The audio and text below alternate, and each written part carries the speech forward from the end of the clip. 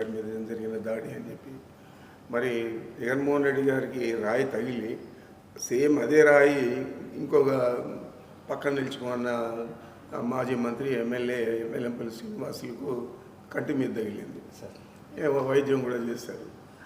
మరి అది ఏదో సింపతి వచ్చేస్తుంది అని చెప్పి ఆయన అనుకొని నిన్న ఆయన అదే చేశాడు. వాళ్ళ దగ్గర రాళ్ళు వేపించుకొని ఇది జగన్ గ్యాంగ్ పని అని చెప్పి పిల్ల కుంక నీ పని అయిపోయింది ఇదంతా కూడా మాట్లాడుతున్నాడు.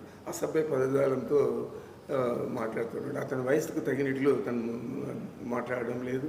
అందుకంటే దరిద్రంగా వాళ్ళ కుమారుడు లోకేష్ మాట్లాడుతున్నాడు. వీళ్ళు కక్షపూరితంగా వ్యవహారం చేస్తున్నారు. రాజకీయాల్లో ఎప్పుడు కూడా హుందాగా వ్యవహరించాల.